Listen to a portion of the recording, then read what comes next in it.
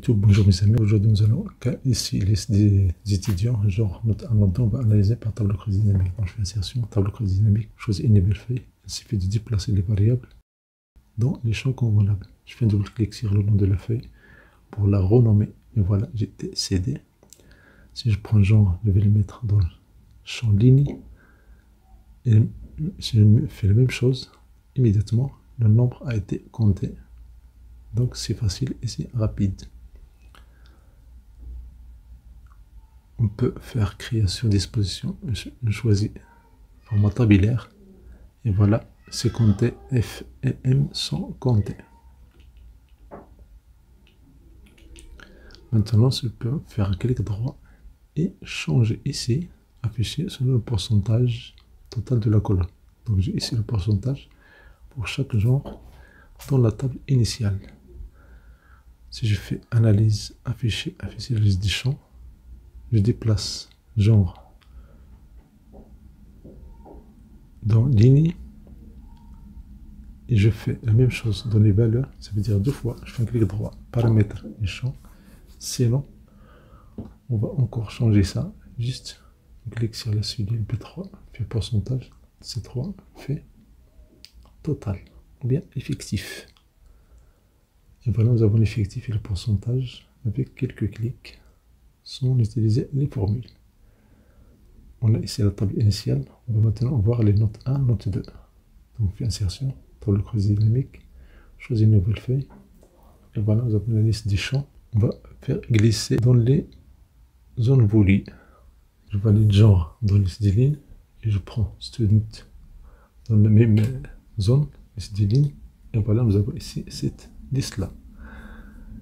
Si on choisit encore un format très intéressant, ce sera plus clair. On fait disposition.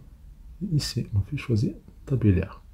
Et dans la colonne A, on peut garder ça, F et M, mais on peut encore remplir ça dans les options de tableau croisé dynamique. On a création, disposition, répéter tous les éléments. Et voilà, sans aucune formule. Et c'est dynamique. Maintenant, vous voyez ici, je fais un clic droit, je fais afficher les liste des champs. Je déplace genre dans la colonne. Et voilà, le champ des variables, bien des valeurs est vide. Je vais le remplir pour compter ces élèves-là, selon féminin ou bien masculin, pour voir scientifique, littéraire, etc., etc. Donc, de cet exemple-là, si je prends genre, je vais le mettre dans les champs des valeurs. Et voilà, nous avons ici les élèves comptés et dispatchés.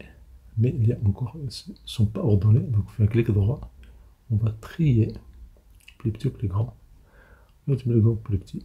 Et voilà, nous avons ici masculin, première liste. La deuxième liste, féminin. Cette liste, c'est pour le masculin.